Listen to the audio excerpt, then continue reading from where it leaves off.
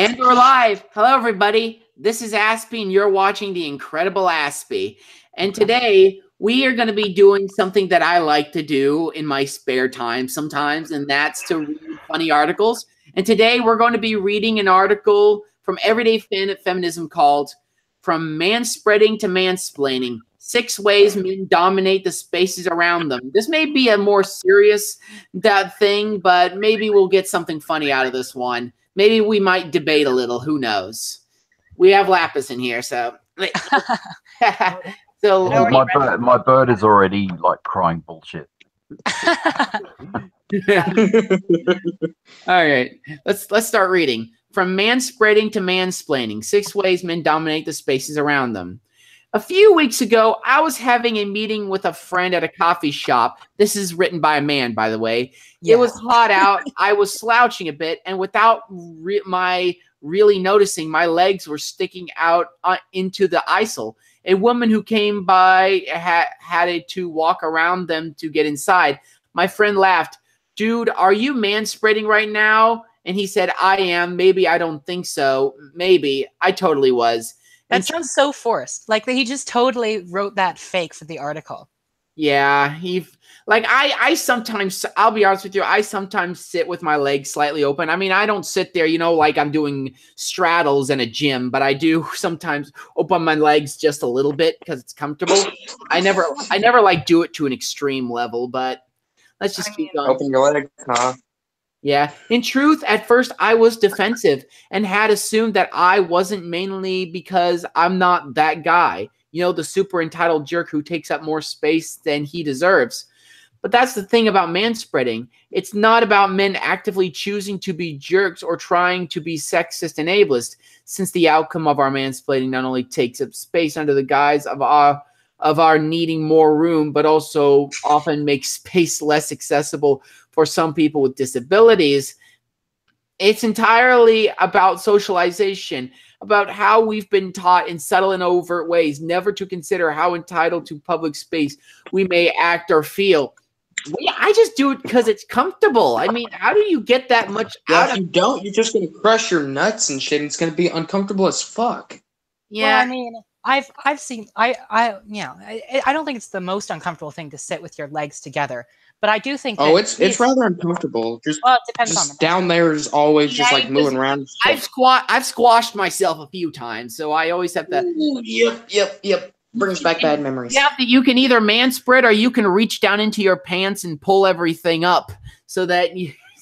And even then, it's not that comfortable. I think that may trigger the a feminist more than reaching down in your pants and pulling the stuff up rather than manspreading. I don't really care about manspreading. I'm just going to say that right now. I care I care so little about manspreading. There are so many things wrong with the world. Manspreading, nonsense. It's a first world problem. Yes. Yeah, it is. So when countless women point out, often in hilarious ways, that we're manspreading all over the place, we quickly hear the refrains of "women do it too" and stop conflating someone being rude with sexism and toxic masculinity. But the problem actually is toxic masculinity, and by extension, sexism. It's just not as obvious as sexist name calling or men being physically abusive. After all, it's our masculine socialization that ingrains in us from the youngest of ages the idea that we're entitled to what's around us. I think this man is getting a lot more out of this than what is actually going on. Well, sitting with your legs a bit apart does not necessarily indicate a mentality that you're entitled to everything. JJ, were you raised to be entitled to everything? Since when is entitlement? Since when is entitlement something that is gendered? I mean, because it seems to be more of a class issue. You see people in the upper echelons of society who think they're entitled to everything around them, and they have disregard for other people. Yeah, I will say that there are some men who do think they're entitled to women, like the incels, and I'm sure there are women who think they're entitled. Oh, good God! Good personality or something. But I don't think the incels are evil. I just think they did practice very unhealthy activities, and they can better their lives. They can better their lives if they just try. But well, it depends on the incel, right? Like I think the Elliot Rodgers, I would say, is evil. Yeah, the guy who ran the car into the crowd of people. I mean, that's evil no matter who you are. So if a feminist did it, it would be evil. And when an incel does it, it's evil. Yeah. And this is intensified when we add in other forms of social power or a lack thereof to the equation. When male entitlement compounds with class privilege, white privilege, and other forms of privilege, we see the amplification of this privilege and entitlement all too perfectly exemplified in Donald Trump's "I'm rich so I can do what I want" braggadocio. Oh, braggadocio. Braggadocio. On the other. Oh, go ahead. I was just going to say that, like, I thought, the small loan of $1 million quote was, just a more perfect exemplar of Donald Trump being privileged and out of touch. Yeah, that's. I can somewhat understand that, because I grew up in a somewhat rich. My family's not rich by any stretch of the imagination, but my dad is an independent painting contractor who makes the 3 digits regularly. So I admit I live I lived a pretty privileged lifestyle, and because of it, and because I've never had a job, I have very little sense of money, and so I can imagine that. So they may just be relative. I mean, Donald Trump, when he says a small loan of $1 million, I mean, I hear that from I thought I heard that from a. Didn't they? I thought they said that from a roast. Oh yeah, the roast of Donald Trump. Was that something he actually said, or was that just? Yeah, I think so. He did actually say it. Seth MacFarlane. That's not a small loan in my eyes. That is a huge loan. And making it even worse is this was a small loan in the 1970s, so it was actually somewhere more like $5 million. Dang. So yeah, if you add in the inflation, of course. There is actually a case of man spreading that's kind of but it's got nothing to do with legs and sitting on the bus. It's more to do with the gesture of what men do with the upper part of their bodies, like with their arms, etc. So if they're sitting on the same couch as or in a chair next to them, and then the men kind of spread their arms over the couch so that it's kind of or leaning inwards like that when there's a woman there, and you can see sometimes the woman's kind of shrunken in a bit. That's kind of a because I've seen pictures like that where you think, yeah, that's very overbearing. Well, yeah. An asshole move. Sometimes men do that to their girlfriends. They'll reach an arm around or something, Yeah. I mean, that's one of it's a girlfriend, but when it's somebody, if it's a colleague or something like that. Yeah, it's okay with that. But when they spread out their legs and they put their arms on both sides of the bench, and it's like this public bench, and they take up almost all this space, I'm like, okay, he could probably take up less space. I don't think it really has much to do with sexism as much as those guys being an asshole. Yeah, that's true. It's not sexism. It's just them being a fucking jackass. Yeah, exactly. I see that on Simon Cowell, when he's on, because you know how there's on the judging panel there's 4 judges, and then when he's sitting on his chair, and then next to him was I think it was Nicole Scherzinger, and she's obviously a very attractive woman, and he had his arms sprawled across he had his arms stretched to the back of her chair, and that's kind of not. Yeah. That's kind of inappropriate. Not cool. Yeah. All right, let's keep going. On the other hand, when white supremacist systems endlessly brutalize and humiliate men of color while reducing them in the media to strict portrayals of hypermasculinity, then masculinity, the only sense of social power that some men of color may feel, can show up in hypermasculine expressions or in a sense of entitlement to public space. To me, that seems basically. So essentially, they say that men who feel like they're oppressed by the man or the system feel as if this form of hypermasculinity subconsciously is the only power they really have, so they express it to make themselves feel better. This is very extreme.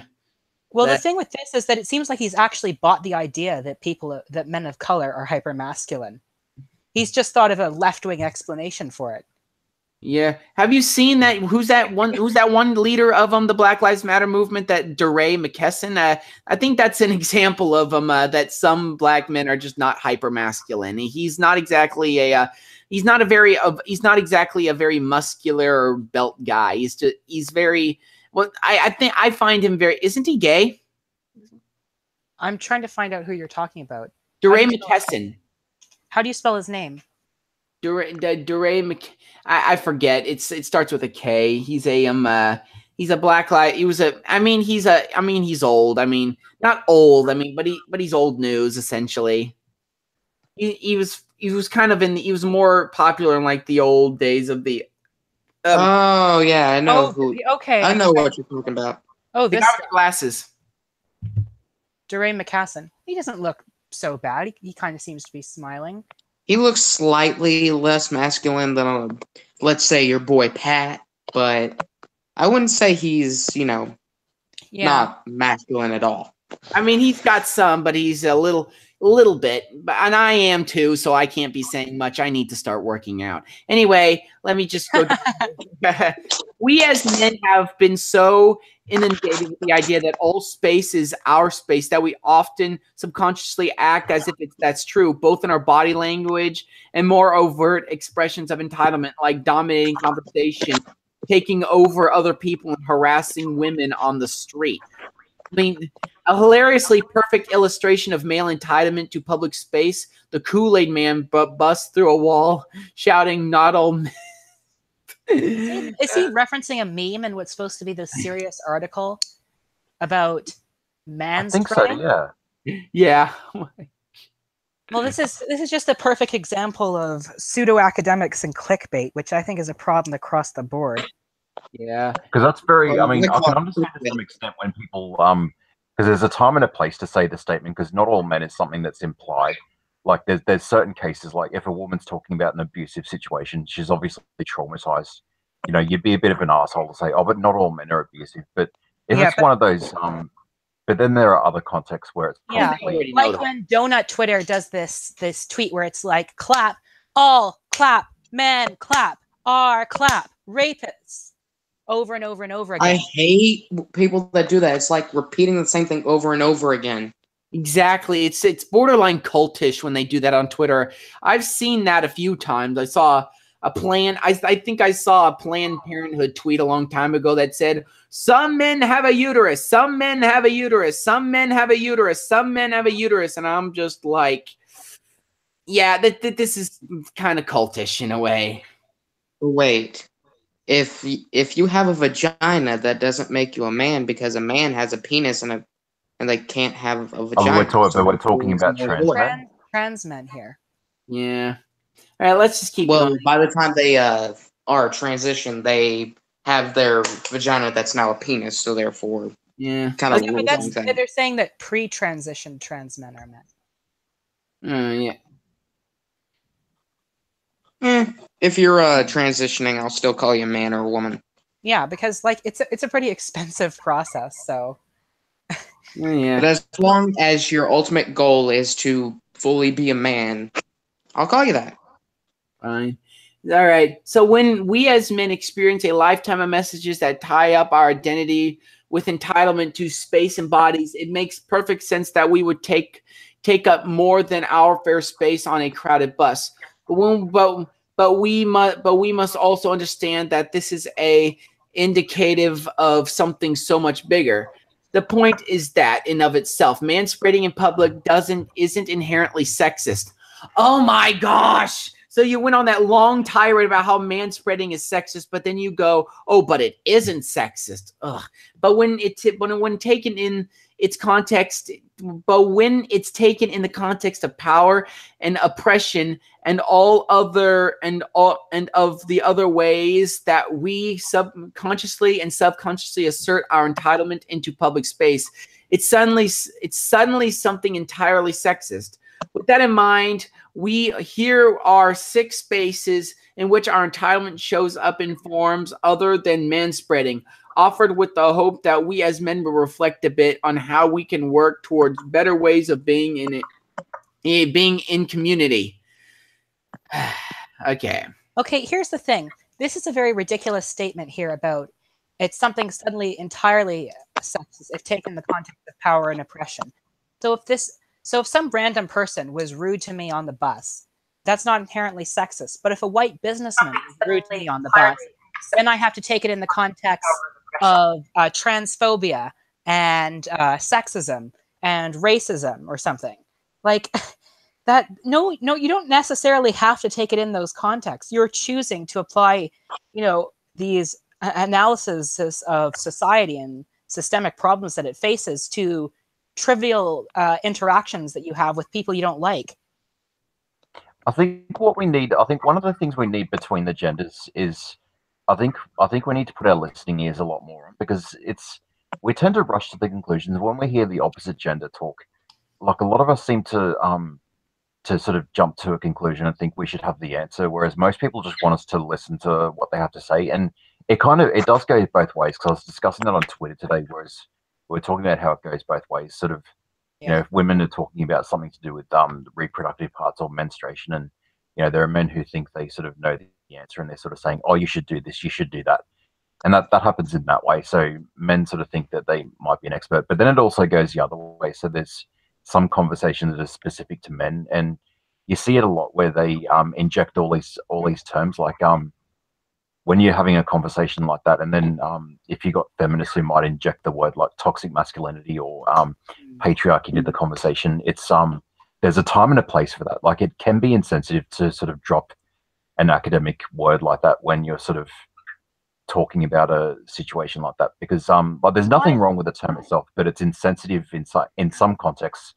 It's not really appropriate to just shove it in. It's So, like, my girlfriend raped me. Well, obviously, why people ignored it is because of, the toxic masculinity. That's why you didn't go forward to the police. And, this is obviously just another symptom of patriarchy. Would that be an example of what you're talking about? Yeah, just as if people, or it could be like mental illness or something like that, and then the sort of interjection is oh, it's caused by toxic I have to go off masculinity. for 5 minutes, but I will be back. Yeah. Okay. So it's caused by sort of toxic masculinity of not talking to that, but it's kind of, there is something that's not very it's very jarring, like shoving that into the conversation.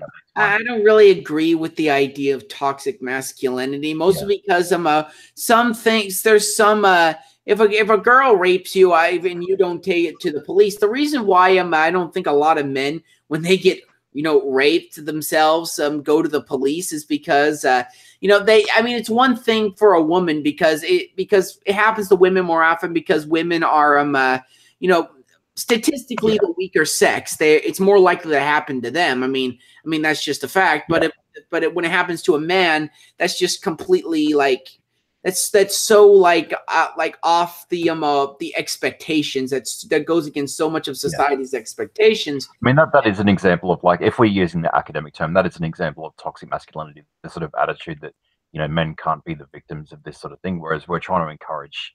Like, I don't use the word itself, but the concept itself is kind of not too bad. It's just saying that we should challenge those norms, and we could say, yeah, men can be a victim of this, etc. But it's I just think the genders just need to listen to each other a bit more. So instead of sort of talking and saying and trying to have the answers, it's like men can be talking about their issues, and then there's this feminist interruption that says oh, it's toxic masculinity, patriarchy, like patriarchy hurts men. It's like but you've got to be quiet and just listen to the experience, because we're expected to listen to when women are talking about their experiences, so it needs to be a reciprocal putting on of our listening ears. I see. That was my rant. All right, let's keep going. Men dominate physical space. Though I'm not into the whole CrossFit thing, one of the things I have heard many women say is that CrossFit is pretty inclusive, and that they're pretty much less likely to experience the gym dude bro entitlement at a CrossFit. And female and gender non-conforming gym goers I've talked to about how hard it is to be in gyms with men who either constantly sit on and harass them, or leave little room for them with their grunting, screaming, and throwing weights. I mean, that may be obnoxious, but I don't think it's taking up space. It's like, ah! Well, actually, now that I think about it, yelling when you're lifting weights actually does give you a little more power, because it's sort of like oh, what's the word? Fuck, it's like adrenaline or something. The women do it when they play tennis. It's like a sense of empowerment in your muscles that it does that. Yeah. Exactly. All right, let's keep going. And like mansplaining, this might just be a case of individuals being rude if it weren't for all the ways that we as men show entitlement to physical space. Oh my gosh. All right, let's keep going. In my own case, it's shown up with my friends on the dance floor. We love to dance and we love to really get into it. But when there's a crowded dance floor, that's not my sense. I want one where we can really move. But when that makes it hard for others to enjoy their time on the dance floor, as we've been accused of in the past, our reaction needs to be less, they're just fun killers, and more, how can we have this awesome time while respecting other people's space? I mean, getting from competitively running over women in mixed gender sports to dudes taking up entire tables in crowded libraries, coffee shops. We could do better. We could do better to thinking critically about the physical space we're occupying and call on other men to do the same. I love how they always bring up coffee shops. These people spend a lot of time in coffee shops like Starbucks and whatnot. Oh, bullshit. It's like okay, is that a gender thing to take up tables at a coffee shop? No. I mean, I sometimes take up a table by myself. Yeah. Yeah, it is just absolutely. This man is taking things which can just be, which are just common human errors, and trying to direct them, trying to draw a connection between them and some sort of ingrained sexism that all men have. I'm not. When I mean that I'm an anti-feminist, I mean that I'm slightly a bit. I'm not a pure traditionalist, but I do see a traditional lifestyle as being good, as being a very stable way to live.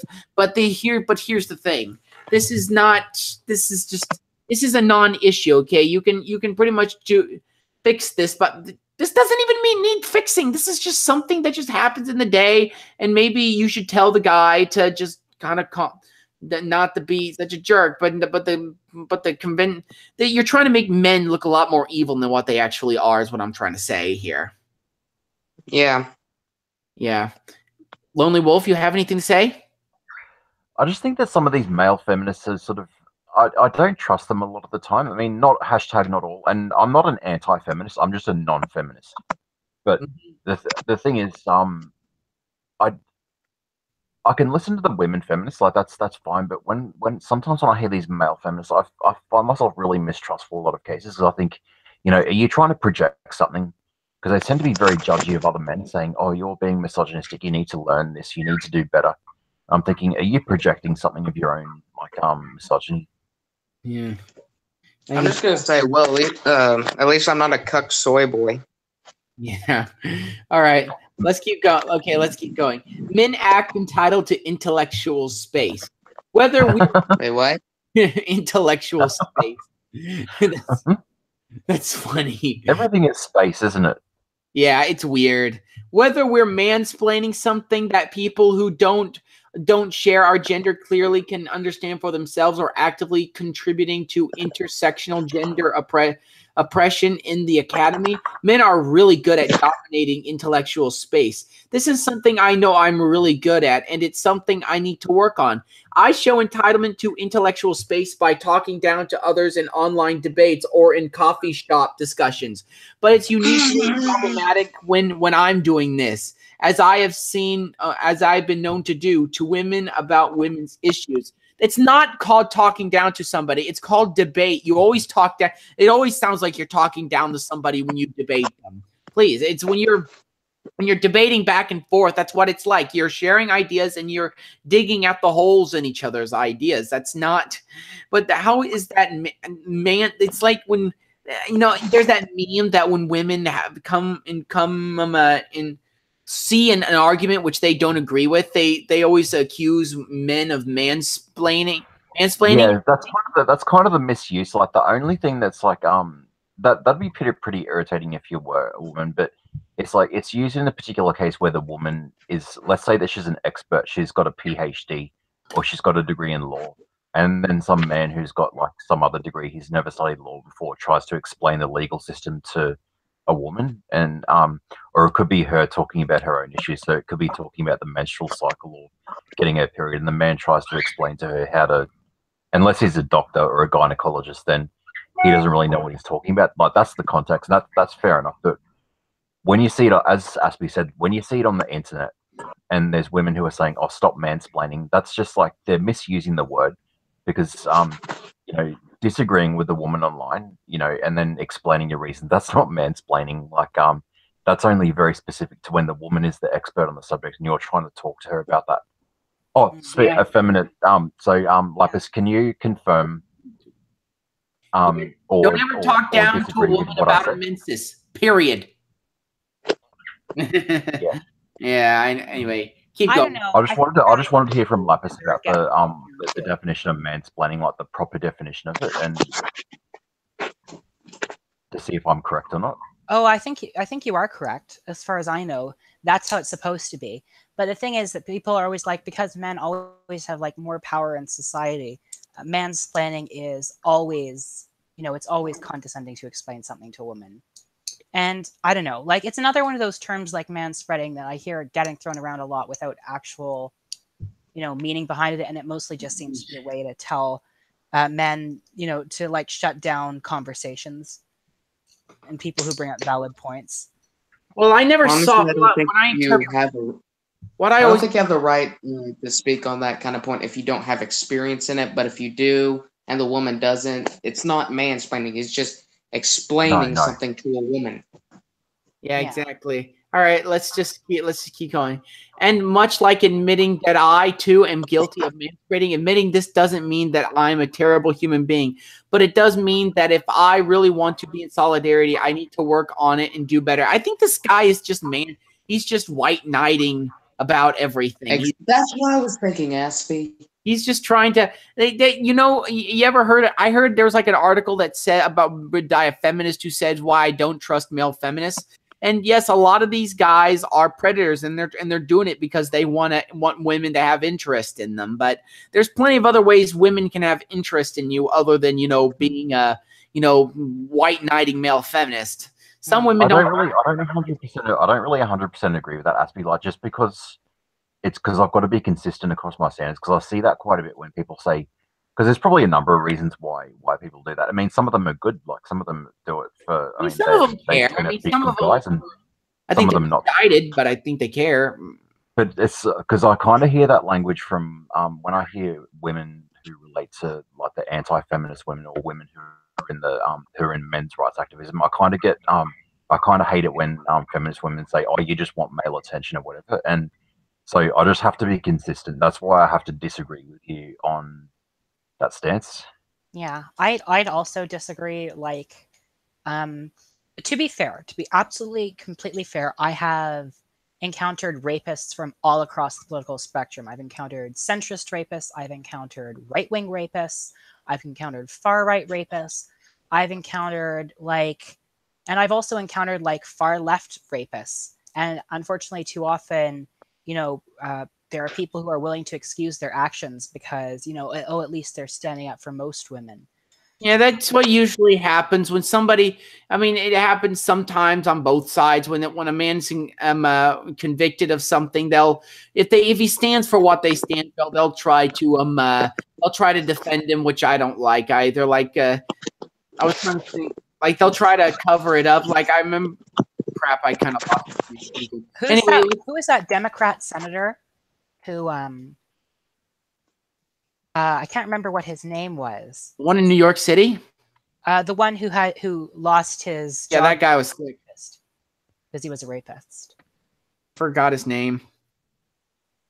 I can't remember his name either, but there was like this centrist feminist online who went around posting videos of images of the woman who was a former porn star as an attempt to discredit her.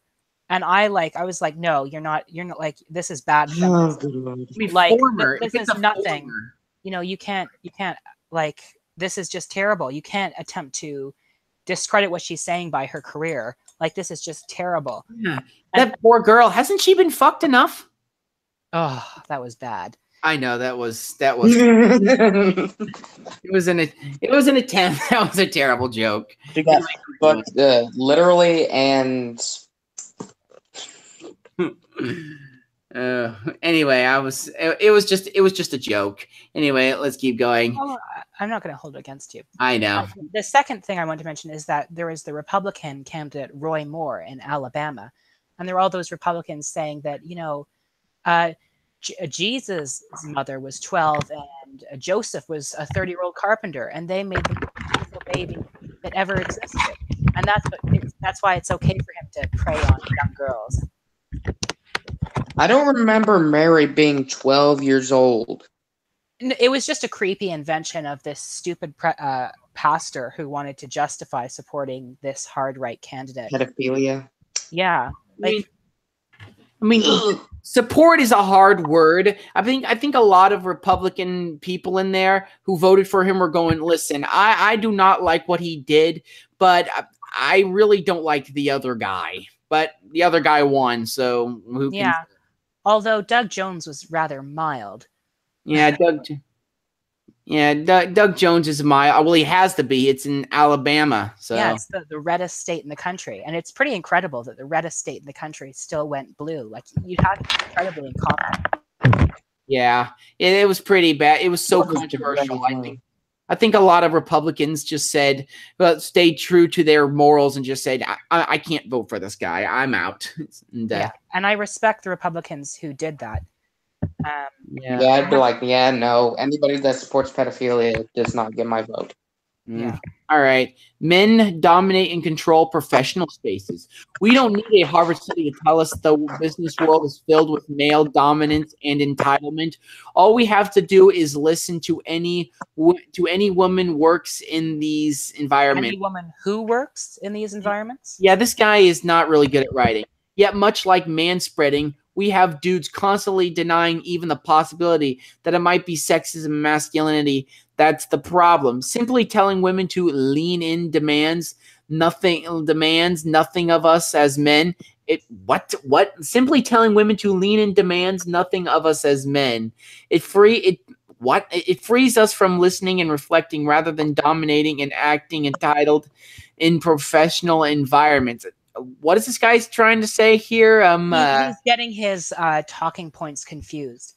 What some people say when they asked about why are there so many more male CEOs and such, the response from men is like, or I should say some, is, oh, women just have to work harder. And well, I think it actually has to do with something that it takes a particular type of person to become a CEO. It takes a ton of work, and I think if you look at all the I think the scientific data proves my point that women just biologically do not most of the time have the drive to become a CEO, because most women would look at the 70-hour work weeks it takes and whatnot and just go, no. Can I be really, really honest about this? Yeah. It's like like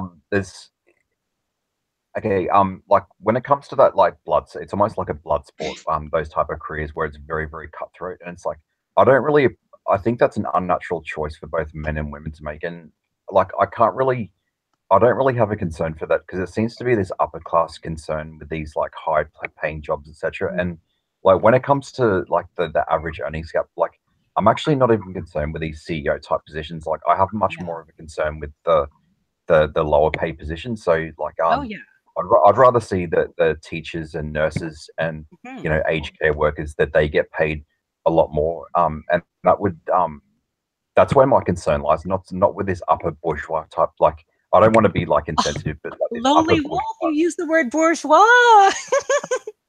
Yeah.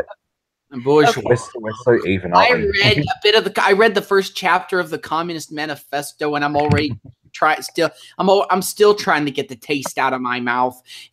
Although it was kind of funny in parts. There's one part of the Communist Manifesto where he talks about this sort of idea that that capitalism takes away individual identities from certain societies. It basically creates a kind of melting pot where everybody's pretty much the same, which is kind of ironic because under communism, that individuality is not exactly especially of ideas. Individuality of ideas is pretty frowned upon. So I think. Wow.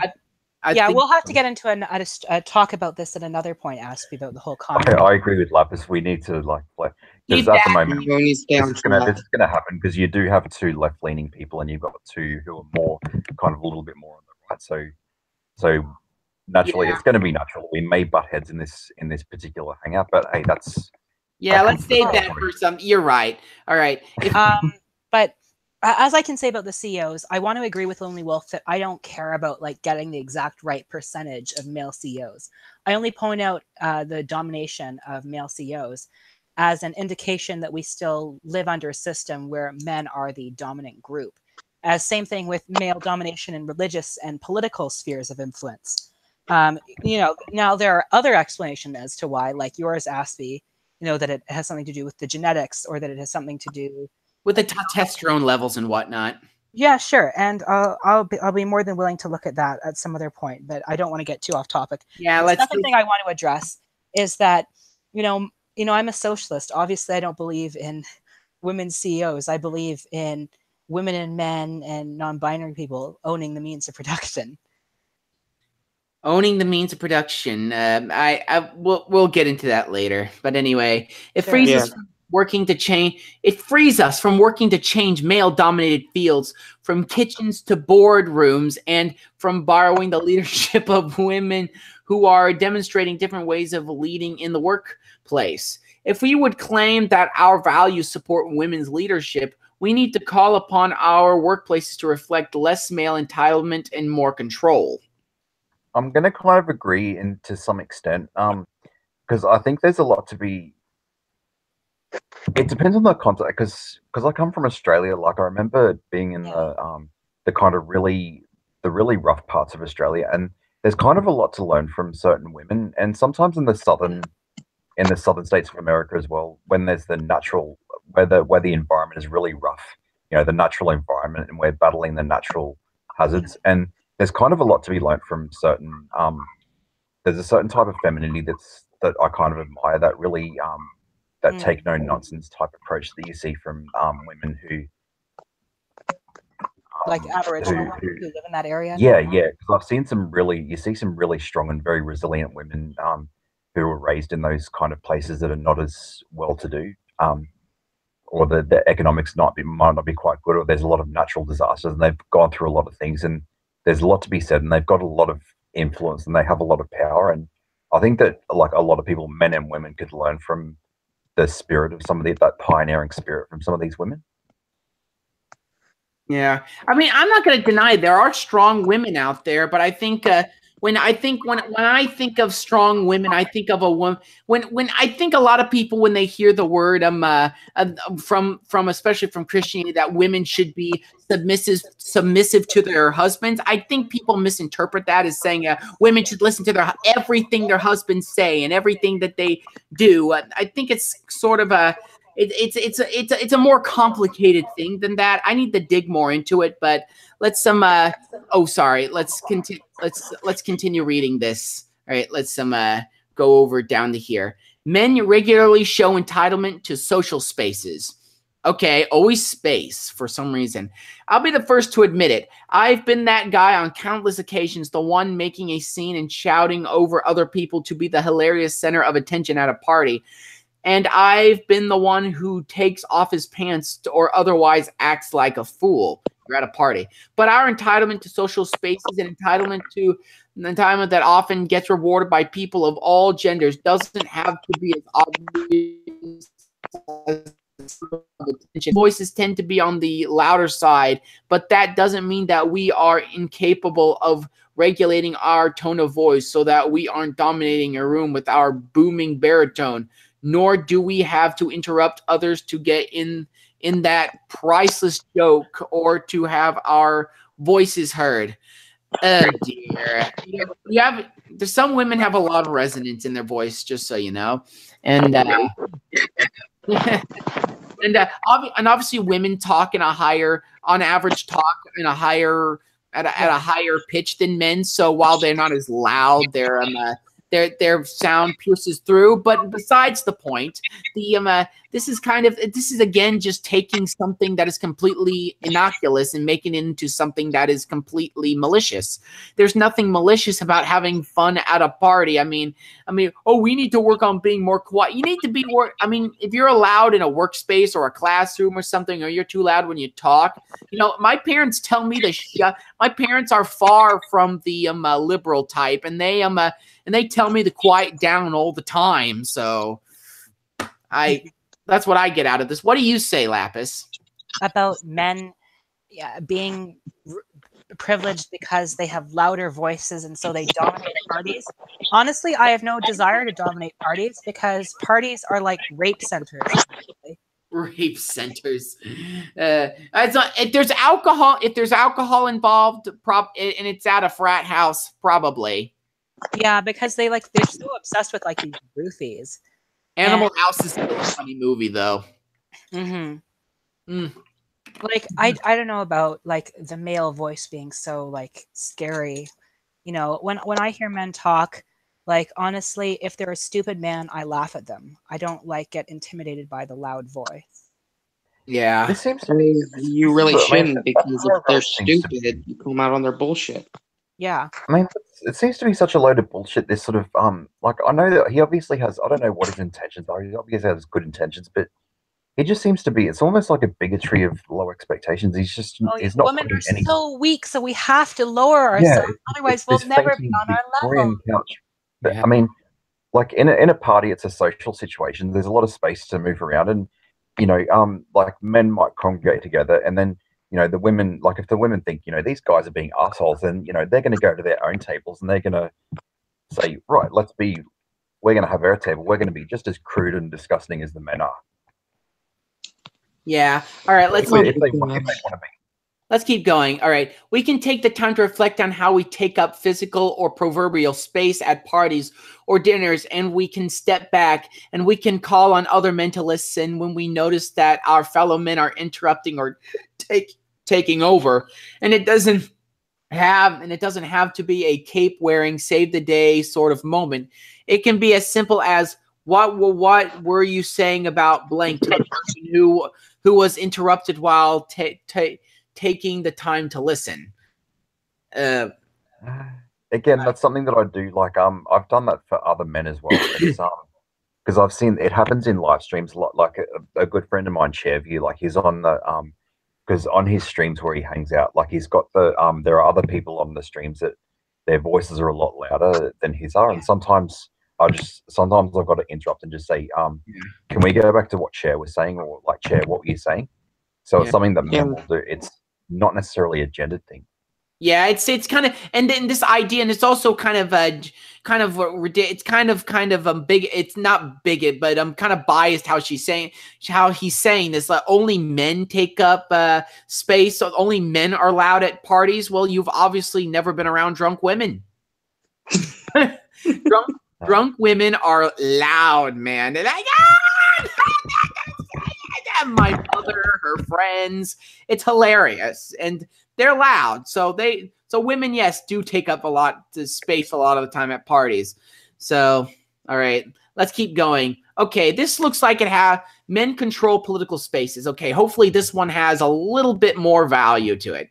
We are all well aware of the ways that men are demonstrating feeling of entitlement to women's bodies through the regulation of their health care. Here we go. But there are far more subtle ways that men demonstrate entitlement in the political sphere.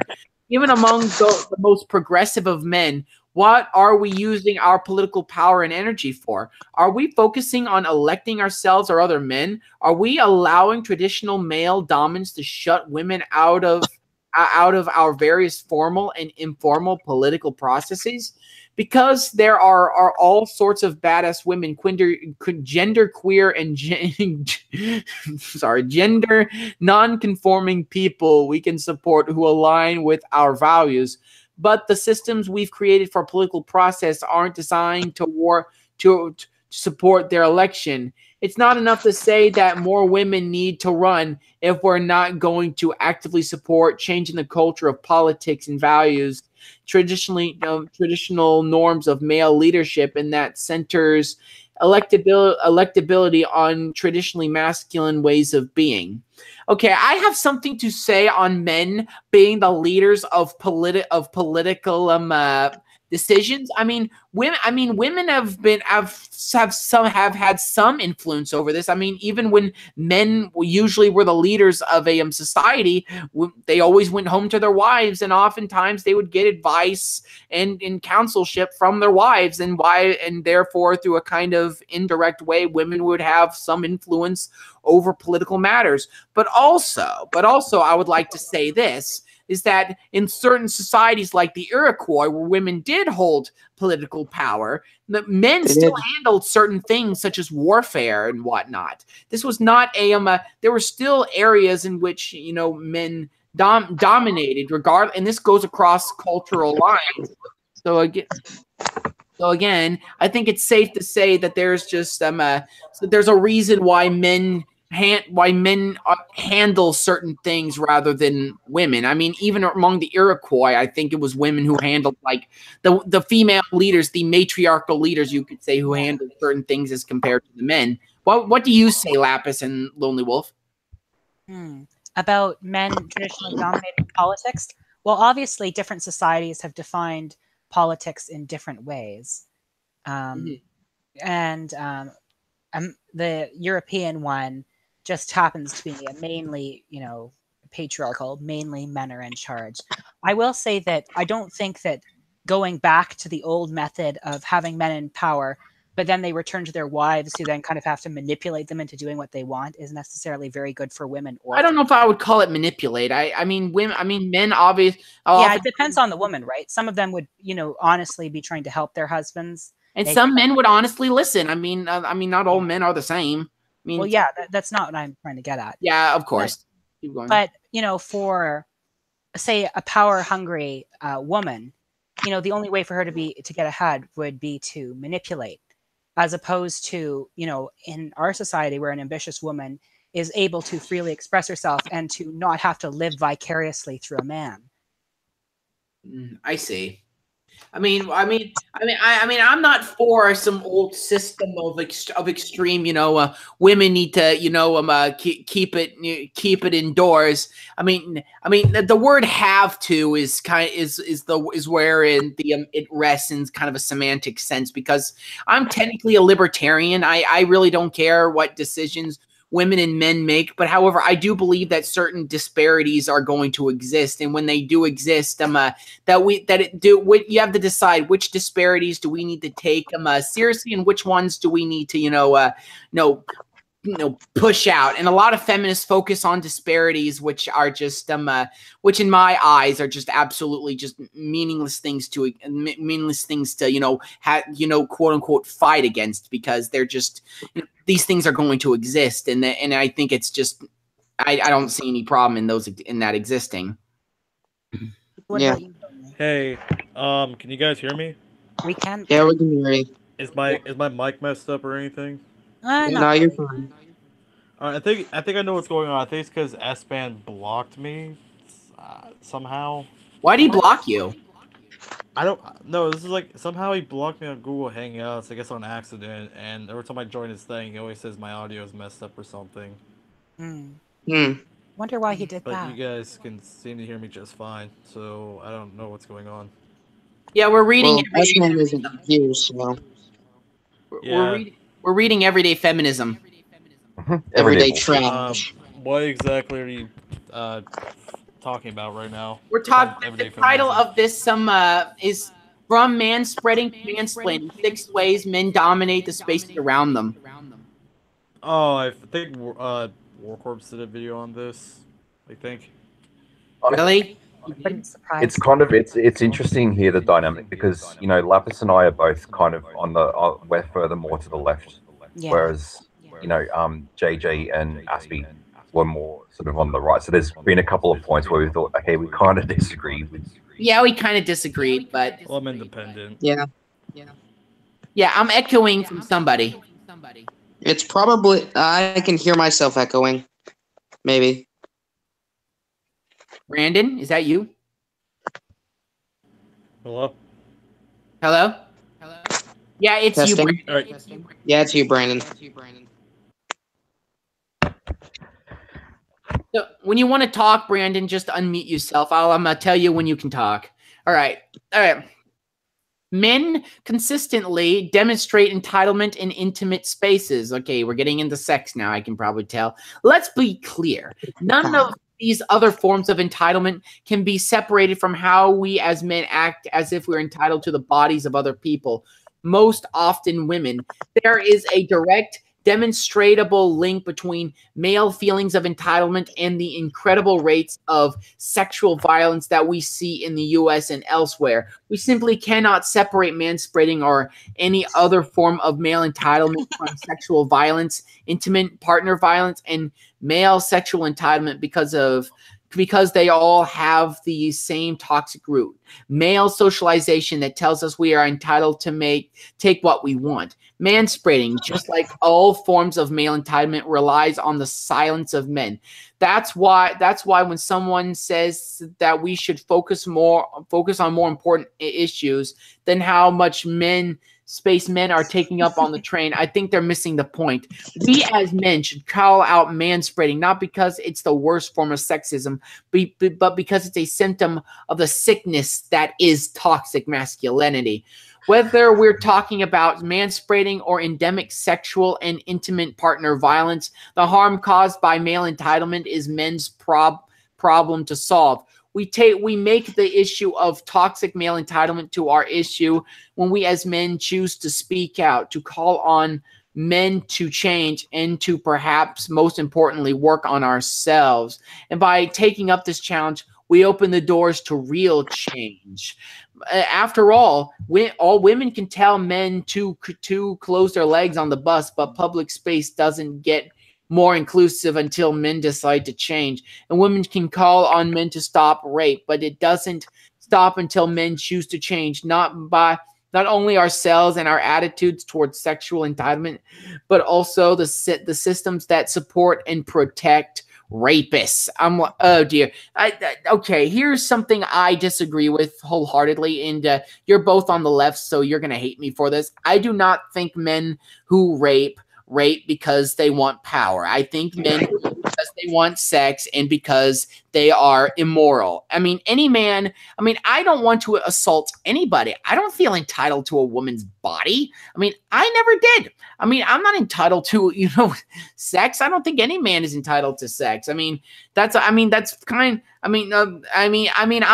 a virgin mostly for religious reasons, and also because I want to have sex, and I want to wait to have sex till I'm married because I think it's a healthier way to live one's life. But at the same time, I do not think men who rape because they desire that power. Do I think there's certain circumstances where men truly do want power and that's why they rape? Sure. But those are isolated cases. I think most men rape because they want sex and because they have poor morality. And as my support for this, there was an article written by an academic, I forgot his name, but it basically explained that if you look at the ages of rape victims, that they usually tend to range around the peak of sexual attractiveness, which is between 16 and 25, I think. So if you look around there's a massive spike and then it goes way down. There's a tiny microscopic spike around 80 and 90, but that's because of,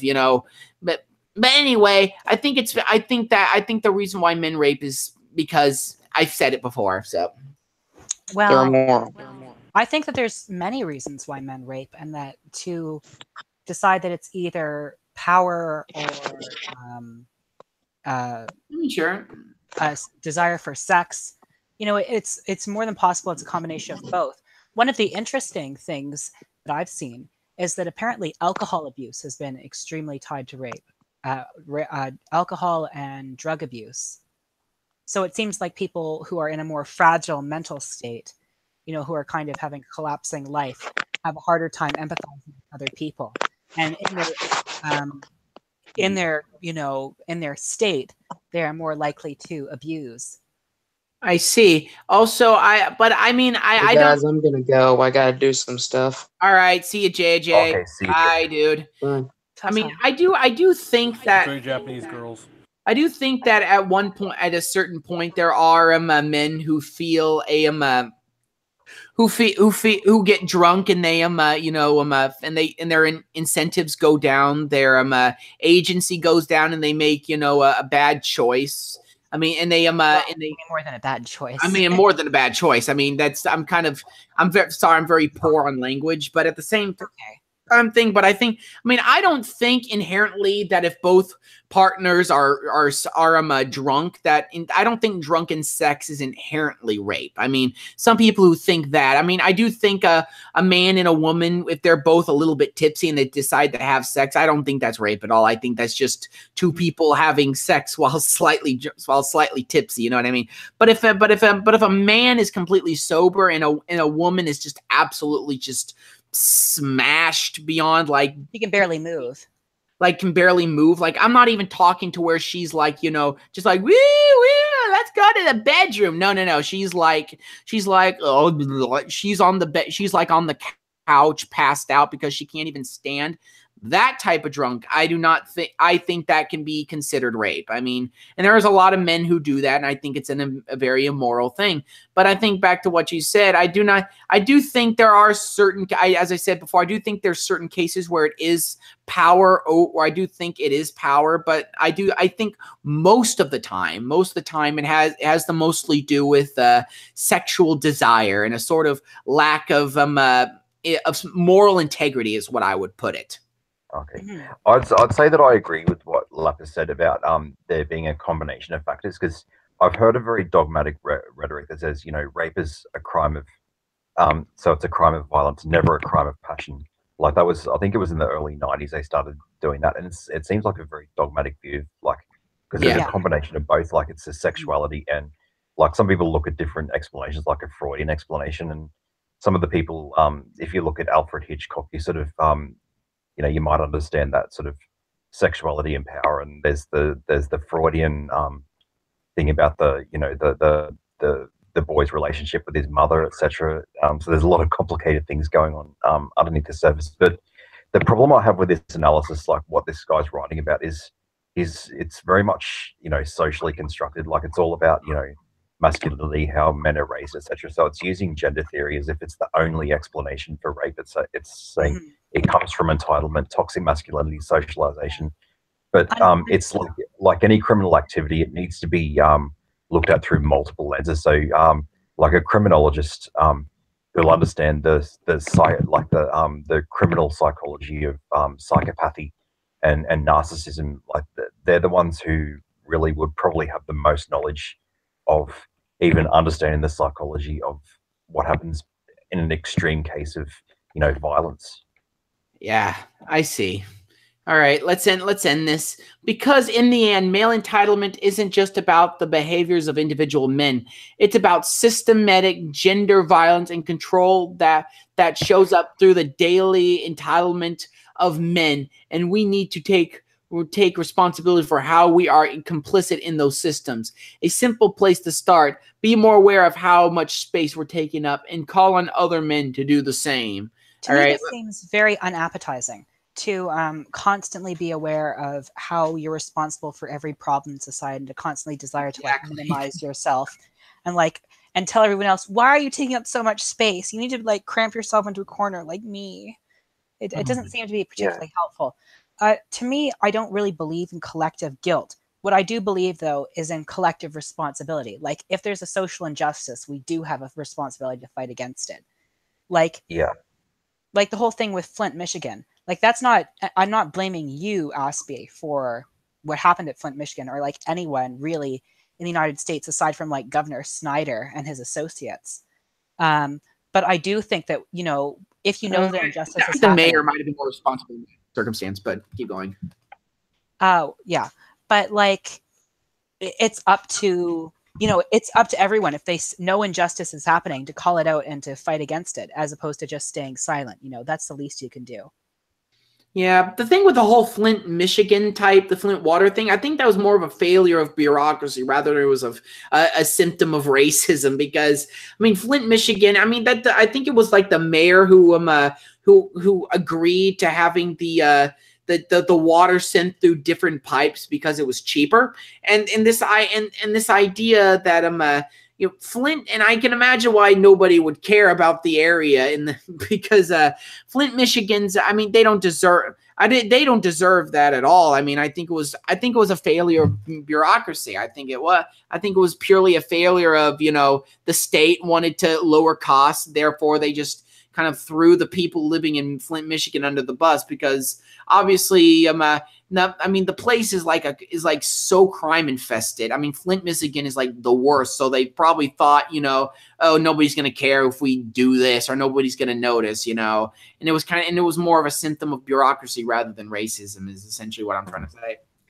You can kind of see, because can everyone see in their mind, like, the image of someone who's genuinely misogynistic, the guy who's just, who thinks he's the top of the world and he sort of speaks to women really badly and it's sort of like you can sort of see them as very, very weak in themselves. Like, they sort of see themselves as the alpha male, but underneath it's like they're on a very deep existential level.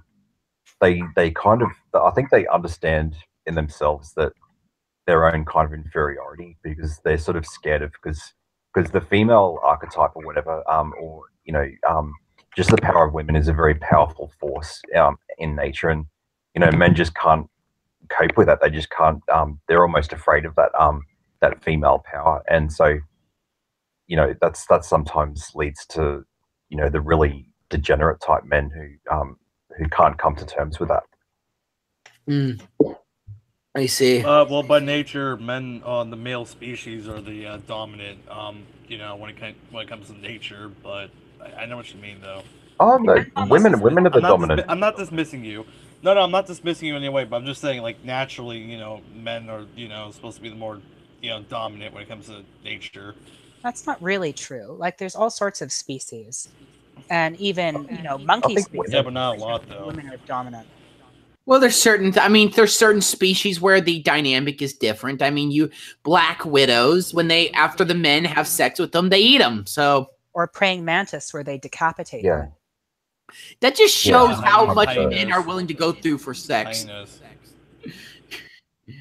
But I think in an existential point of view, or even an astronomical point of view, if you look at it very deeply, it's, I don't know, some people believe that women or the female is the superior of the sexes from an existential point of view, because when they look at because men, like, we're sort of more afraid of nature because we're detached from nature, whereas women are more comfortable with the cycles of nature because as they say, what do they say, she's married to the moon or something like that, because like her cycles mimic the earth cycle, so she's more in tune with nature, whereas men are detached from that, so they have to run away in fear from the natural elements. And so that's funny because that reminds me of something kind of off the cusp. A lot of the when I was in anthropology, when we were learning about the Native Americans, a lot of times when the women would have their menses, their periods, the men, they would go out to like an abandoned hut for the time of their periods because to be away from the men in the tribe. It was kind of that's just a weird thing that seems like cross-cultural. Like, I don't really know why periods are seen as like impure, but you also find it in the Bible and the Quran, like verses telling women to like go out and stay away from the men, and any object that she bleeds on is impure spiritually. Well, I think it's a fear of the unknown. Oh, maybe. Well, in human nature, we are discussing by human nature, like what we do, when it comes to releasing stuff out of our bodies. Taking a shit isn't beautiful. Yeah, or I would just like to say one more thing. The thing, I think one reason is because two reasons. One, on both sides. One, women are not exactly the nicest creatures on the planet when they're having their periods. I can speak from personal experience. My sister, bless her heart, when she had her period, it would sometimes got really bad, and she would become really angry with me, and or when I was driving home with her, and I was just like, you know, and it was kind of a pain sometimes because, you know, and also on the women's side, sometimes women don't want to be around, especially don't want to be around men when they're on their menses, because, you know, when women are on their when women are on their menses, they're very much more irritable, so they don't want to be around men either. So it might have been a kind of mutual thing. Also, here's another thing about it: when women are all together, their biological time clocks seem to synchronize for some reason. So once a month, all the women would congregate in like the small huts for like a week, you know, during their time. So it would be kind of like a time away from the men. I might have been completely mutual. That's how I see it. There is a fear of women that come from like a lot of anthropological or mythological type things. So when you think of the vagina dentata or the tooth vagina, that's like a motif that kind of suggests a kind of fear of the feminine. And there's also things like so what else am I thinking of? Not 101. What are you saying, Drew? Anyway, keep going. Sorry. The tooth vagina, and what was the other thing? Oh God, I had this amazing thought that came into my head that didn't go. Oh yes, the idea of the Gorgon, or the tale of Perseus trying to cut off the head of Medusa. Like that's sort of like it's a seeing the forbidden thing. So and then there's also other things like the idea that men like we have to hold on to logic, you know, and power, because, you know, we can see our own genitalia, whereas, you know, women, because everything's hidden inside, they learn to be comfortable with ambiguity, so they're comfortable with the unknown, whereas men are more afraid of the unknown. I'm going on a very weird tangent here, so please forgive me. That is weird. That is weird. Anyway, that is an interesting concept. I like that, actually. That's weird. What the heck is that? What the heck is your what the heck is your thing, Brandon? Your cover picture. It's supposed to be fuck. Give me a sec. Oh dear. All right, I'm gonna turn that off. Okay, here's the second article. 1 second, please. I need to turn that back. I need to turn on the screen share back on again. All right, and here we go. Things could have gone much worse. Ex-student shot by police officer during gunfire exchange at Dixon High. Yeah, this police officer, an ex-student tried to go in and do another mass shooting, but this police officer shot him before he went in, as should have happened at that high school in Florida. But the police officer didn't come. He was scared. Scared? They should have gone in, regardless. Yeah, their duty to go in and save. Exactly, yeah, I agree with you. Sorry, right. I don't mean to mansplain. I don't mean to mansplain to Aspie. So, are you looking at the chat? Yeah. So I think we should introduce ourselves. So this is so hello to Drew Taylor. So my name's the Lonely Wolf. So I'm the one with the some people call me the bird fellow because I've got like a little bird thing. And then so Lapis, I guess everyone should just introduce themselves. Hi, yeah, I'm Lapis. I am a socialist, intersectional feminist. Yeah, that's basically it. Yeah, she's willing to have conversations with the other side, which is nice. Well, yeah. Because we represent the other side. We're the lefties. Yeah. We're the lefties, and we've got two right wingers. Mm-hmm. Yeah. I wish we could get Owen in here. Owen McDonald.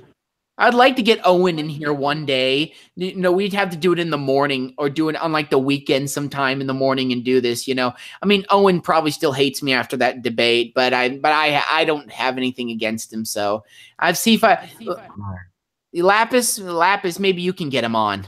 I'll talk to him, but I wouldn't be enthusiastic. Yeah. I wouldn't get your hopes up. It's because that's the thing I've got, because I like Owen and everything like that. So like I consider him a good friend, but in terms of discussion or discourse, I think that there's some ways that he could be a little bit better in he could get more out of the conversation, and it could go better if he sort of had just a little bit more latitude in terms of sort of accepting sort of a different, or just for the sake of debating sort of. Yeah, he's not really accepting of discourse as much as Lapis is much better. I mean, she can disagree with everything I say, and she'll just just sit there and just kind of go, all right, okay. Owen gets really like angry. Like when I have that debate with him, I don't really. Part of me feels like I didn't do as well as other people were telling me, but I think the reason why I kind of won was because he was just being so overtly sensitive about everything. Like he was focused more on my language than my actual points. He probably could have destroyed me if he was focused mainly on my points.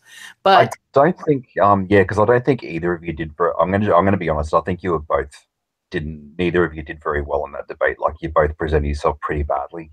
Yeah, and I needed to have taken some notes down, write down an opening statement and whatnot.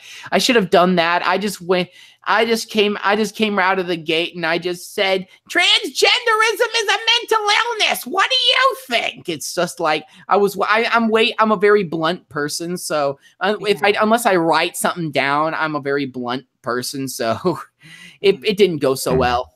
But anyway. Let's read this article right here. It's you want to read it? Let's do it by Matthew Wahlberg. All right.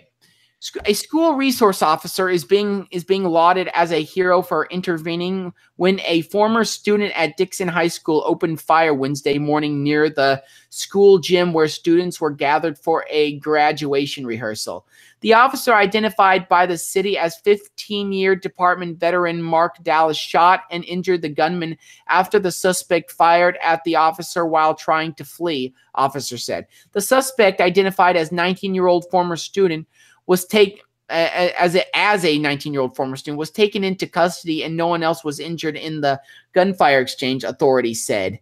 In a news release issued Wednesday evening, officials in Dixon, about 100 miles west of Chicago, said Illinois State Police were conducting an independent investigation and would determine when the suspect's identity would be released. But online records for Lee County Circuit Court show that felony charges of aggravated discharge of a weapon at a school were filed Wednesday against 19-year-old Matthew A. Milby. The city officials said the suspect was being treated at a local hospital for injuries and were not considered life-threatening and was under 24-hour police watch. What do you say? All right. What do you guys think of the story so far? Do I need to read more? I think you don't really need to read more. I think everyone agrees. Yeah, this guy was the guy did the right thing. All right, so let's go leave out of here. So what's been going on between Google it and JJ seemed to be having a bit of a tiff, to the point to where they were wondering if JJ was actually about to kick her out. So what was going on? You don't know? Hello? Oh, sorry. I didn't expect I have to respond like immediately. And the Lonely Wolf has his thing muted, as does Brandon. So as far as I understand the situation, and I'm really going to get myself in hot water by trying to explain probably, but I like doing that, so I'll do it anyway. So from what I understand, the initial reason Google It was angry at JJ was because he took Humane's side in a tweet that Humane did about transphobia. So Google It did one of those posts where it's like, no reason for transphobia, no reason for transphobia, no reason for transphobia, no reason for transphobia. And Humane Mind was like, but what about cis people? And oh yeah, that guy. I would not, I'll get to him later. But anyway, JJ said, oh, I kind of agree with him. But that kind of really irritated Google It because she was having a bad day. So they got into a really bad argument, and they've had bad blood ever since. And so it kind of came to a head again when Zach had what's his name? Voltaire on their stream. You'll find it more in the comments, not in what he tweeted. I see. I mean, I'm not trying to be like rude or anything, but I am trying to like help you get to. I understand. If you want to find it. So Google it. So Google it, and me, and pretty much like everyone else in the chat was like, Zach, you know, he's obviously lying to you. He said so many times in the past things that contradict what he's saying on this stream, and he's trying to present himself as more moderate than he actually is in an attempt to be accepted back into the chat. And Google it got quite intense. And at JJ, when JJ started to started to lean more moderate when it came to the Voltaire issue. So then Zach started a poll to ban Google it from the chat because she was being kind of rude to Zach and JJ. And then on a stream of mine, I said that, you know, I was surprised at Zach because I'm like, why are you more angry at Google it, who's just kind of being rude, rather than Voltaire, who's like actually a fascist? Yeah. That makes sense. I mean, I like humane.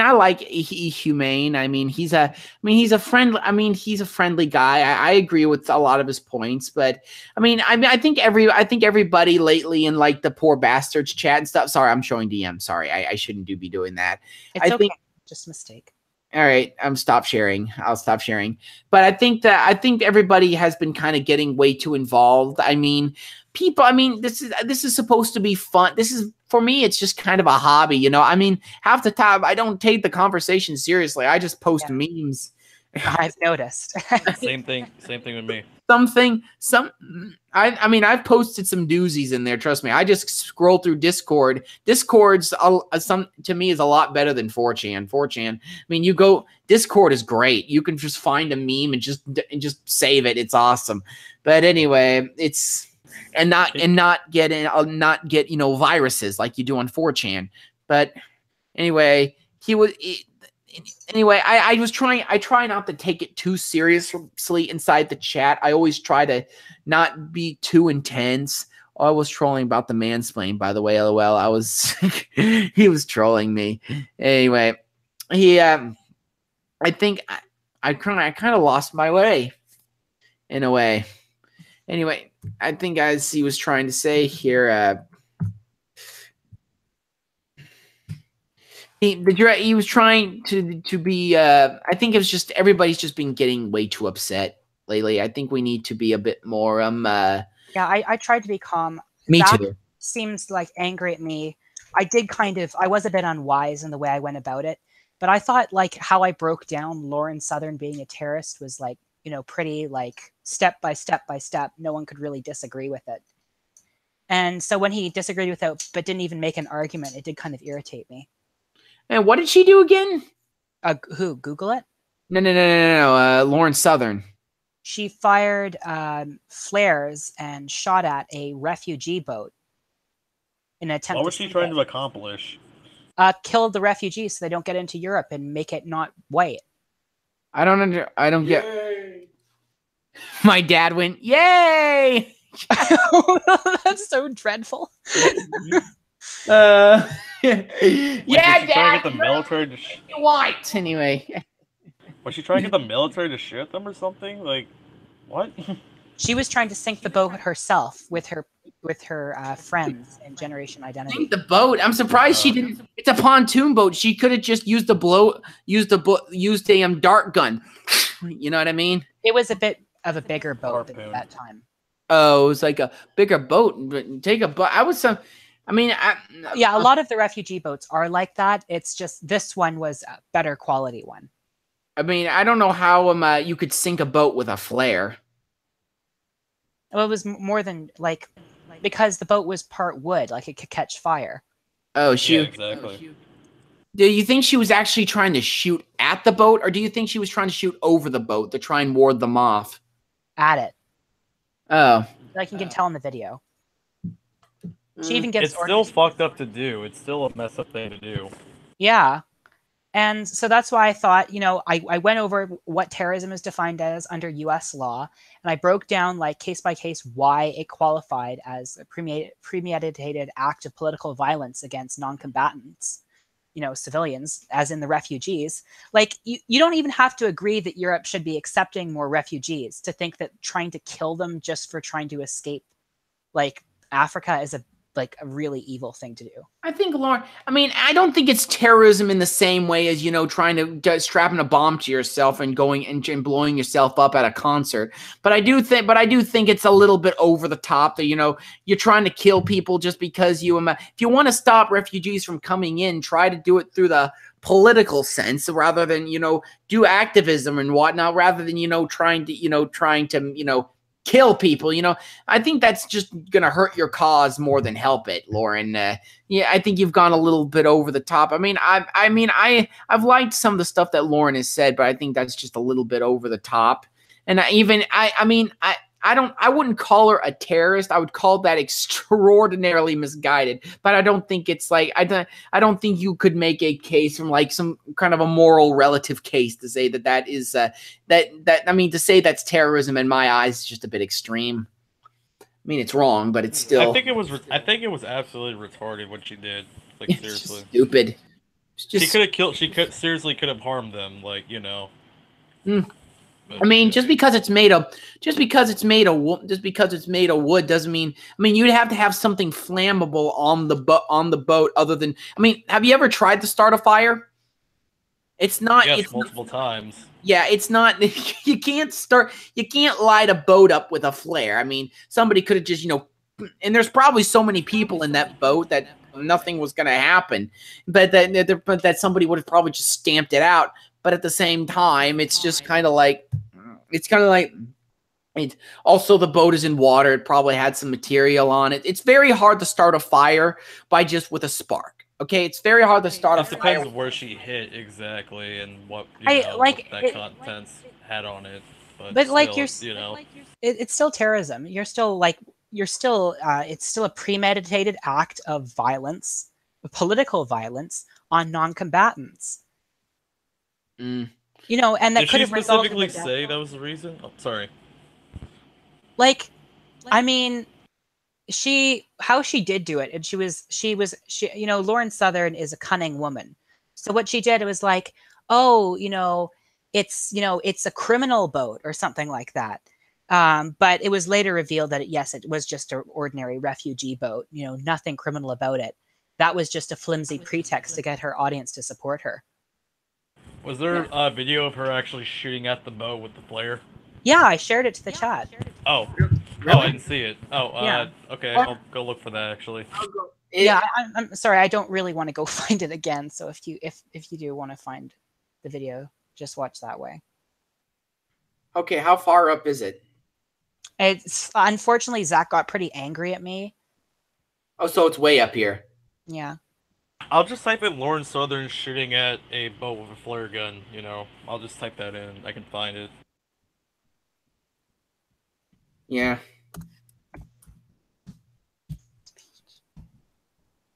But still, something bad could have happened, you know, from her actions. That could have led to something horrible. Mm-hmm.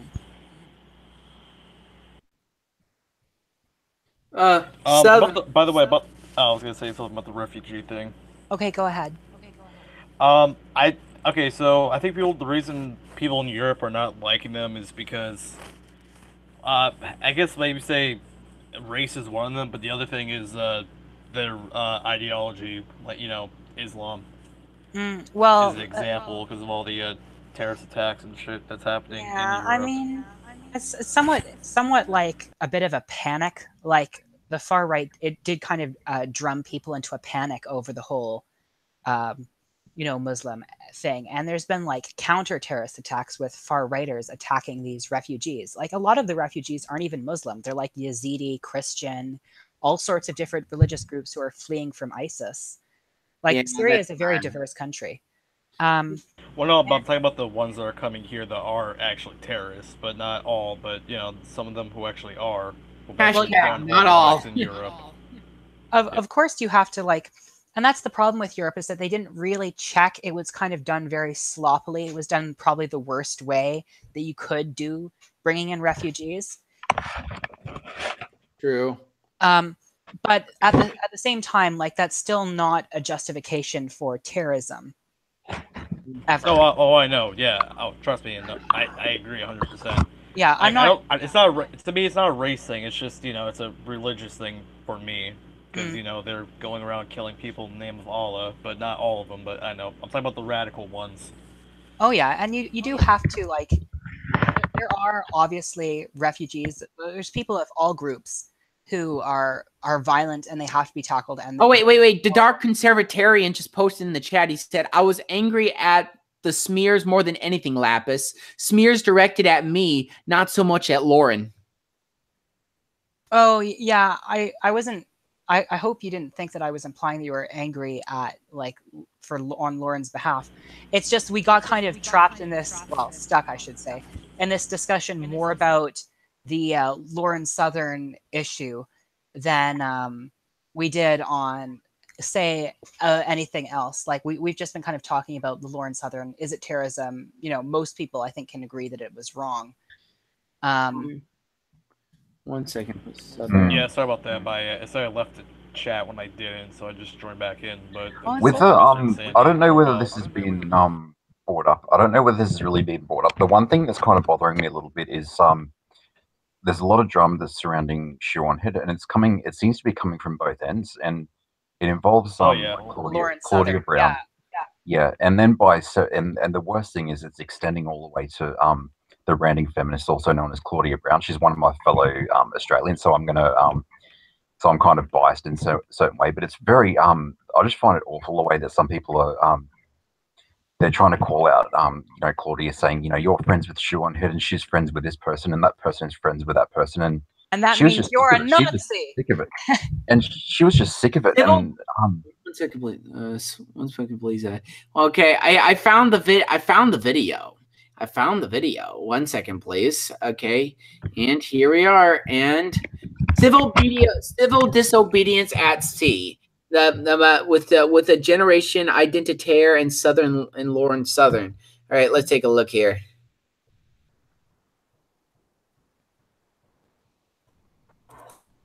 Can you guys? Can we not? I think everyone should just watch it on their own time. This is not a good format. All right, so this is looking after this is like giving me a seizure. Please. Oh, sorry about that. All right. It's not your fault. You had no way of knowing that the camera would be so wonky. I see. All right. Yeah, it's very slow. All right. 3 viewers so far. Okay. Good Dark Conservatarian. I would have to look back at everything again regarding Lauren. That's what the Dark Conservatarian said. What does he want to do? He wants to look over it again. Yeah. Okay. Hey, Dark, would you like to come in for a little bit? The links in the Poor Bastards chat if you want to come in. By the way, the thing about me in politics, I don't really want change that much in any way. I don't know. Politics doesn't bother me too much. I really am interested in entertainment, but there's one thing I do hate is when people put their politics into entertainment all the time. That is obnoxious. Yeah, really. It's always usually left wing stuff because they dominate the mainstream media and all that, and Hollywood. Well, it's something that really annoys me. Yeah. To no way. I don't like politics of any kind in anything. I just I want there to be a story, and all that. Just nothing politically related to those. Yeah. When we live in a society, as we do, and we're observing different factors and different, different problems, it's kind of inevitable that the bit of the writer's personality will bleed into it. And if the writer is a political person, then that piece of art will in some way reflect their politics. It can't be avoided. I'm not really sure. The whole liberal media thing, I think, is nonsense, but I'll go over that at some other time. That's just a discussion for another time. The domination of art is a bit more interesting, and that does seem to be kind of across the world. I've noticed that progressive people tend to dominate the art fields. I'm not really sure why. Only Wolf, do you have any theories on that? Because I've never Yeah, I was just what I have. I think people have shrunken down there. I really feel sorry for some of these people who look at art and it's something that's meant for beauty and aesthetics, and there's a lot of aspects to a film like that go into that. But I feel really sorry for these people who go into a film with this really narrow lens, with a socio-political lens, and that's what they see the movie as. Yeah. I'll be right back. And they sort of miss the bigger picture, and it's a very and like when I think of I think of feminist frequency, like what they do with the video games and all that, and I think it was stupid the way that people handled the situation, like the way they kept going after and making videos, because you're just giving a bigger platform to somebody who's very who I found quite mediocre, the and sort of the artistic analysis was just at such a very, very base level. And oh yeah, it was extremely weak, and it also my big problem with it was that it was so hackneyed, like this nonsense of like this nonsense about oh god, sorry. I'm getting lost in notifications on Twitter. I'll try to concentrate. Like her nonsensical obsession with adolescent male power fantasy, and how that always had to be read in somewhere in the video game. It's true that a lot of games I think are pretty childish, and I think that the damsel in distress trope is really overdone. Like it's just kind of lazy storytelling at this point. Yeah. But yeah. Like, and every kind of media you can criticize politically. The disagreement I have with some people on the left is necessarily whether you should. Like, I'm not really interested in a critical theorist interpretation of Caillou. No, and that's the same thing. It's I just think when you said Caillou, sorry about that. Because when I see that sort of critical theory, like it just comes across as being very, very shallow, and it's almost ignorant of almost like people like that don't understand popular culture or the lineage of popular culture. So, tracing back through history. So if they look at the idea of the male gaze, okay, so where did that exactly start? So what is the history of that? And some people believe that it was sort of in ancient Egypt where they started, freezing beauty up or whatever, and moving to the kind of slim forms. Or some people thought it originated from a homoerotic, the boy sculpture or the Kuros kind of sculptures of the beautiful boy. So it's like a homoerotic type thing. So it was the development of that Western eye, and they go back to that. So it's I don't sort of see that type of understanding or that sophistication going into any of this cultural analysis that goes on. It's just a very base level, almost a fourth rate type of writing.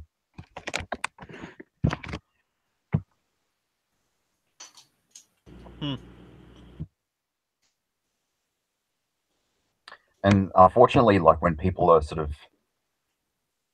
because what reading everyday feminism, this is a product of just like maleducation, like people who've just there's nothing original about any of the work they put into it. It's just a bunch of word salad. It's these rote line jargon phrases, and they use the same type of language. There's absolutely I don't see any sort of creativity in this sort of writing that happens on these this modern type analysis. It's just like there's not a creative bone in any of their bodies. Like when they come to analyzing issues, there's no nuance. It's just regurgitating the same points that we've heard like a million times from like Simone de Beauvoir, or like or even from like what's her face, Germaine Greer. Like, we've heard this stuff before. Give us something new. Be bold. We live in a new age. We need new ideas. There's actually so many interesting readings that you can do about in art and history. I actually, though, I do kind of like, I slightly envy them, because that would be like my ideal life, just writing pretentious nonsense that gets me applauded in left-wing circles. And it's like, oh, she's so intelligent, and she comes from such a marginalized perspective, so it's even better. I thought of what my first like critical theorist critique could be. It could be about creepypasta, and how the creepypasta reflects the white middle class's anxiety about a Black impoverished lower class, how these stories are usually set in like upper middle class homes, which are invaded by this unseen dark figure, and who then retreat back into the nothingness, and how this reflects anxieties about how the middle class fear that their wealth is going to be taken to feed like lazy welfare bums and the poor. Yeah, I kind of did do a Marxist analysis. It was kind of using a political lens to some, so I'm kind of guilty myself. Like when I did like a 4-part series on the the videos "Don't Hug Me, I'm Scared." Yes. Oh yeah. Yeah. Yeah. So I sort of did a 4-part video series of that, and the main thing that I took from that was a very Marxist. It was kind of what I took from that, because everyone's got a different interpretation. Like I interpreted it as a kind of critique of kind of corporatism, greed, all the sort of things that we associate with certain elements of capitalism. And each video had a different aspect of greed and how we're kind of, and there's also a lot of oppression that goes on, like because each of the characters, they're kind of subject to some kind of suppression of free thought and free thinking. And so it took me 4 videos to actually do the analysis. I blame the school system for that. Yeah, I mean, admittedly, but when it came to that, like I made sure that, even though there was a little bit of politics in the video, because it does raise a number of topical issues, like at the same time, you've got to at least show the respect for the aesthetic quality of the film, and look at some of the technical, and take a broader view of art. Like to just look at it through this narrow lens and to just reduce art down to this ideological thing, it's almost sacrilegious. Yeah. And yeah, but as I said, that is like my satirical take on like critical theorist types of readings on art.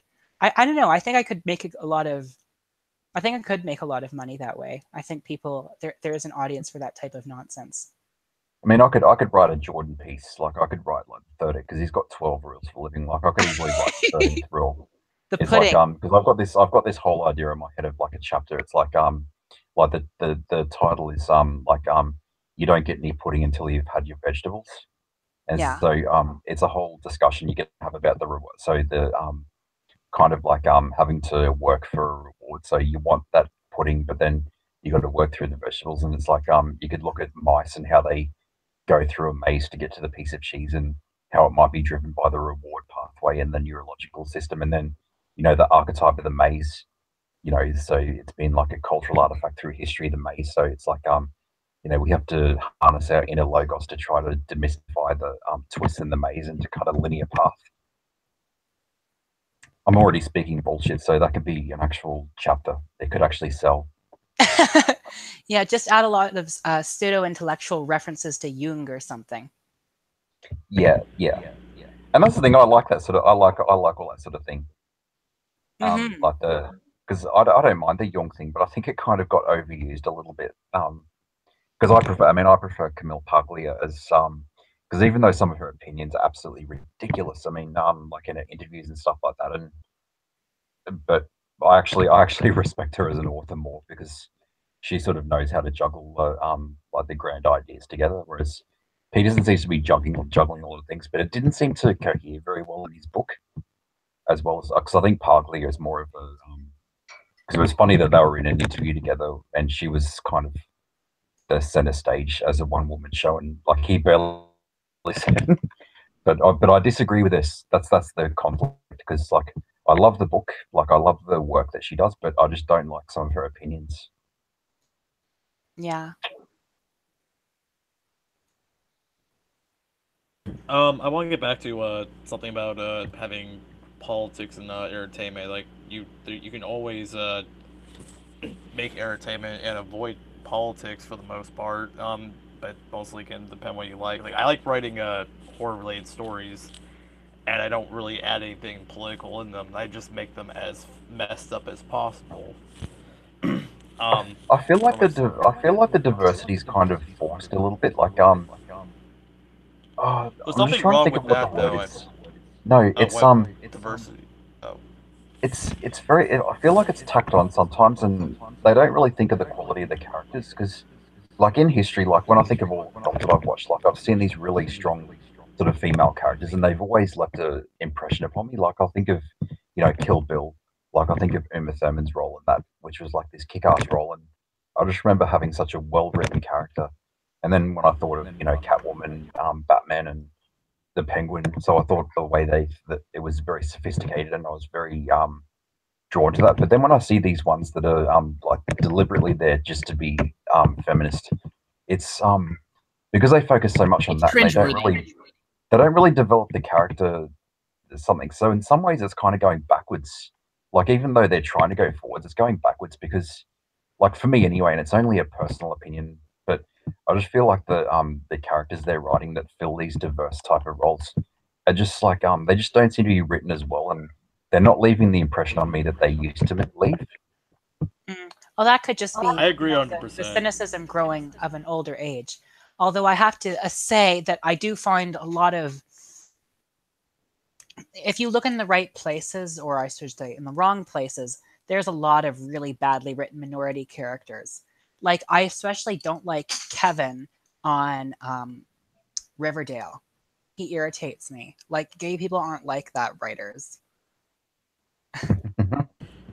Yeah. Sarah Connor from Terminator was an awesome character. Like, you know, she's one of the best characters in Terminator, and they wrote her character really well. And you know, she was the female main lead. Yeah. You know, yeah, it's about, you know, how they create characters and stuff. Like, they create, it isn't about what race or gender. If you create a really good character that's going to leave an impression, yeah, in a good way, you know, a good one, you know, you're, you know, as I said, it doesn't matter. You know, it's just about performance, character, and story. Yeah. Because I want to connect with the characters to such an extent where I think, because there's a really good example where I think of this Australian prison drama Wentworth, because there was one of the prisoners was a trans woman, and it's like I just remember saying to myself, this is such an awesome character, and then at the back of my mind it's like, oh, she happens to be trans as well, but it's like first and foremost, like it was just this like really kick-ass sort of like really well written character, and it's like, oh yeah, she happens to be trans as well. Like I wish I could get to that stage where I felt the characters were being written, you know, the character writing was that good that you could think that. Yeah. Yeah. And it's like representation. Like I don't really want to see my letter of the because I belong in the letter A of the, because you know the alphabet soup of the LGBT, because basically it's like a cat has walked over a keyboard. If you put every letter of the alphabet together, it's like the cat has walked over the keyboard. But that's where I belong, in the asexual. And then I'm thinking to myself, like representation, I was like, I don't really want to see another I don't really want to see that part of myself on the screen so much, like just for myself. Like I wouldn't be drawn to an asexual character. Like when I think of representation, like I think of a personality type that's being projected on the screen, or it could be an interest that I have, or probably one of my weaknesses or a vulnerability. So it's some sort of character trait that's beyond that part of my identity. Yeah. But that's just me. I mean, I can't speak for other people. Well, I personally, I know that like one of the worst examples of representation in like pretty much cultural history for trans women is what actually got me to realize my identity. Yeah, it is quite poor. Like the one I'm talking about is Buffalo Bill, and like thinking about that character, and it made me realize so many similarities to my own experiences. Like obviously, I've never kidnapped a woman and skinned her and put on her face, but I have experienced a lot of those feelings of like hating yourself. I have experienced a lot of those feelings of like isolation, and I've had experienced a lot of those things of desperately wanting to be a woman because I am one. And, you know, I want to be in that, you know, I felt so alive when I first started addressing as I am. I felt so alive when I first started expressing as I am and being recognized by people as such. And it does make me somewhat sad that I can't actually do that in, you know, my actual life. I do agree with you. I could actually relate to that. You know, when I started, you know, looking into Satanism and all that, and how the majority of the country, you know, thinks I'm edgy or this and that for being a Satanist. But, you know, I mean, you get what I'm talking about. But I can you know, relate to you as well. What do you mean by Satanist? You mean atheist? No, he's a Satanist. Yeah. Like he's part of the Church of Satan. Oh dear. like you actually worship. Okay, Satan. there's a difference between Satan worship and Satanism. Satanism is individuality, while we're using basically, you know, it's an atheist group that uses the satanic symbols as a form of, you know, symbol of independence. Yeah. We have I'm a little bit tired right now, and I'm typing a paper while I'm talking to you guys at the same time. What's the paper about? It's just the Industrial Revolution. I see.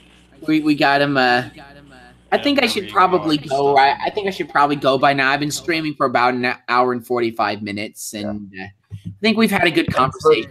Aspie's like an account. I'm so glad that you switched. I'm very proud of Aspie because he switched to an accounting major. Like nothing against political science, but you did I think you did the right thing. Like because accounting is pretty cool.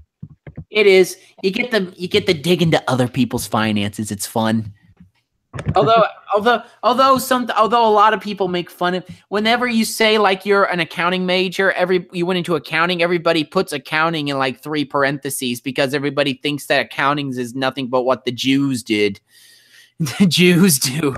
And I'm like, but it takes so much because it's very good because you see a lot of people with that kind of, if you got that focused kind of projection. Because I remember I did 1 unit of accounting, like just as like I had to do like my minor in economics, so I had to do an accounting unit, and I just remember like I would have been good doing like an accounting major myself as well, because it was just like the idea of having to balance everything out and then trying to spot your error. So if debit doesn't equal credit, then it's like going back and trying to find your mistake. Exactly. That makes sense. Of course. And if you made a mistake, if you've made a mistake, you got to fix it and whatnot, you know. And it's it takes a lot. I mean, it takes a lot of work accounting, but once you start, it's actually not so bad. So you're getting your head around the concepts, like the major, like just the major. Oh yeah, of course. I'm getting my head around the big picture, you could say. Yeah, as long as you know how to do like 2 like double entry, as long as you know the double entry, 1 debit, 1 credit, you're all good. Yeah. So I wonder how I did on my accounting final. I don't know if I did the best, but I might have gotten like a low B or a high C, but that was because I was so stressed out. I put stuff off because I had to finish like a 1 test and I had to do all this stuff, but I did all the homework and I did pretty good on all the quizzes. So I think I'll be fine. Yeah, because my major was mathematics. So do you have a degree or are you earning one, Lapis? I am in high school. What? Same. I'm in high school. I thought you were like a 23-year-old woman or something like that. Like you're in like grad school or something. No. That would be fun. I want to go there, but not yet. What are you going to study when you go to college? History and sociology. Yeah, an area that is just completely run with left-wingers. You'll fit right in. Or at least, I mean, well, you've got to give her a cookie. At least she's not saying I'm doing gender studies. That was a joke. I know. I was saying a joke too. I was kind of joking. She's going to get brainwashed with the neo-Marxist, postmodernist rhetoric. Dude, when I get the chance, if I ever get the money and a chance, I want to take a gender studies course and just troll the hell out of them. Well, because I want to know. But I do want to know what they're learning, though. Like, I want to see what these professors are telling their students when it comes. Watch to 2 years later, Brandon becomes a blue-haired, gender-fluid. That's not gonna happen. Saphiosexual. Saphiosexual. But it does happen though. Because I identify as a goat. Like people do become like more progressive. Like it's what happens when it's kind of like a socialization thing, because like S-Man is kind of S-Man and JJ, they kind of had a moment where it's like, even though they do identify with the right, they are kind of sending dog whistles. Like I know we say dog whistles like going towards the right, but maybe there's a thing called dog whistles that go to the left. And so sometimes like they are giving out like S-Man and JJ, they are like kind of I'm seeing some dog whistles that are going towards the left. I'll say that. Or the progressive ideals, like gender equality, like LGBTQ rights and all that. Well, I think they're socially left, economically conservative. They're libertarians. That's their whole thing. Aspie is a bit unusual in that he's still, I think he's still socially right wing and fiscally right wing, but still identifies as a libertarian. So would that mean like you're not pro like corporate bailouts, that you have the conservative Republican? Yeah, I don't want bailouts. No, I do. I think if a business is going to fail, it should just fail. That's essentially what should happen. Yeah, so they should. I mean, that's because if they should pull themselves up by their bootstraps. Because that's the advice that they give to everyone else. So they should. Well, when you say that I'm socially conservative, I'm kind of what you call a kind of a libertarian. I wouldn't call it nihilist, but kind of a libertarian realist. I have certain social ideas about how the world should be, but I know that these things are never going to take place. So I just kind of go, whatever. It's not a fight that I'm just it's just not a fight that I'm willing to get into and fight. It's just because that's what I don't get. Like all these people who have to make videos and they've got to like go on the attack saying there are only two genders. Like there's transgenderism is a mental illness or whatever. It's kind of in a very authoritarian way. And like I think the best way to do it is like because I know that because this is where I disagree with Owen because I'm kind of in that non-binary category myself. Even though I wouldn't classify myself as trans because I've only got because my dysphoria only goes to a certain extent. It's not like as severe as somebody else. So that's why it's like I can deal with that dysphoria just by classifying myself as a third kind of sex. But the thing that's where I sort of disagreed a little bit with Owen. So he's sort of like my kind of standard is I just want people to think about that, and the conversation's really about general I guess manners and etiquette. So using pronouns for trans people or whatever, or not calling me a retard for what I've just said, and so not saying shut up Troy, you're a retard, there's only two genders or whatever. Like that's kind of like general manners. So there's certain thoughts people should keep to themselves, or to go into somebody's chat and say to go on someone's picture saying, you're a man, dress up as a woman, or something like that. It's like these things are rude things to do, so people shouldn't do them because they're rude, and it's like a general manners. Whereas, and that's just comes down to it.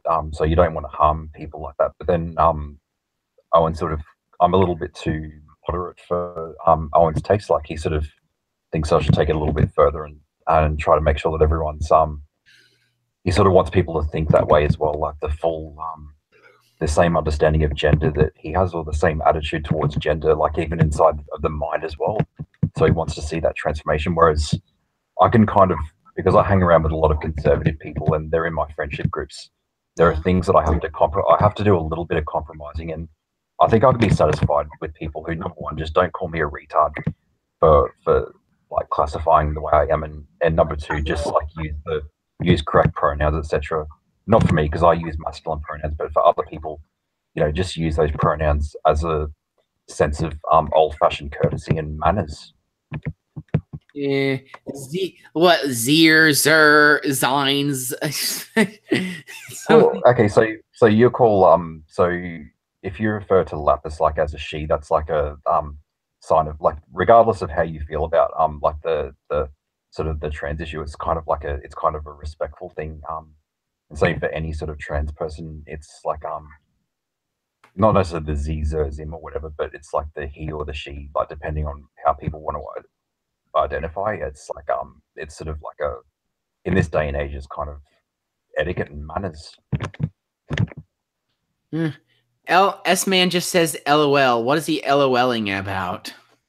I don't know. Is he in the chat or something? Yeah, he was in the chat. Yeah. Is he okay? I'm a bit worried about him. Yeah, he goes. I think he's laughing at the U.S. heading in an isolationist direction in terms of people's opinions. I don't know. Like, I think like people like Bernie Sanders are definitely like spearheading a more isolationist position for the United States, and like Donald Trump, even like he has to pretend that he's an isolationist, even though he's actually like a neocon. What's a neocon? I forget. I is that like a new? I know neo means new, but a new conservative, is that like somebody who's kind of like I know. Let me get. I'm just going to assume that the neocon just means new conservative, and that's people who are very in favor of getting into other countries' affairs. Well, there are people who have somewhat liberalish beliefs around the domestic society, but much more for intervening in other people's affairs. I see. And promotion of American national interests through military force. I think it's kind of ironic. Like back in the 60s, the left was actually kind of in Well, they were kind of in favor of isolationism, not isolationism, of interventionalism, because they believed, hey, we got to go out into the world, we got to spread this message of domestic of liberal values and whatnot, and the right was like, no, we need to stay out of other people's values and whatnot, and then it switched roles in like the 1960s, with the Vietnam War, with the left going, oh, we need to stay out of people's business, and the right going, no, we gotta protect other nations, because when America is in charge, the whole world is stable. Which, I mean, to a degree, if you look at the world, we have a base in every part of the world. And the left side, I mean, I do think, and the kind of libertarian side of me is all like, why are we doing this? Why are we wasting money on these nations that absolutely hate our guts? Why can't we just leave? And the other side of me is, like, well, if we leave, who's going to take it over? Russia, China? I mean, it's just it's kind of a no-win situation in my eyes, to a degree. Well, I don't think forcing people to believe in stuff whatsoever. Oh, sorry about that. No, it's okay. It's a perfectly acceptable belief. Yeah. No, I was echoing through Aspie's thing. No, I just don't believe that people should tell people what to think, or what I think the individual should think what they want, what they believe. To an extent, like I do feel like I should tell Humane, like Voltaire, like, no, women do deserve the vote. Like, that's a dumb opinion. Wait, he said that women don't deserve the vote? Yes, and also that they shouldn't hold political office. Humane said that? Not Humane, Voltaire. Didn't I say Voltaire? Oh, okay, well, yeah. Oh, okay, sorry. I heard Humane, and I was like, oh. Because I missed I streamed with both with Humane Mind. It was just him and me to start with, because I didn't know, because he just sent the link, to like one of his, because the Humane Mind, he's got a whole inbox dedicated to his channel, and he just put the link in there. I thought it was going to be like a lot of people, and it was just me, and I was like, holy fuck, because this is the first time I've ever sort of had a discussion or comparing of opinions where I was the only one who was on the left. Like, I've always kind of had someone, because I feel like, I don't know, I hate to say this, but I kind of feel a little bit safe, if I got someone like Lapis or someone like Owen, in the chat with me. So I kind of feel like I've got someone to back up. But I don't know, my policy is just to remain calm and just, say this is my opinion, and if I hear something I don't like, I just say, well, I'm just going to have to disagree with that, and we're going to have to agree to disagree. Yeah. All right. It's late. I'm gonna stop the broadcast now. Okay, everybody. Thank you for watching. It was fun. All right. Bye.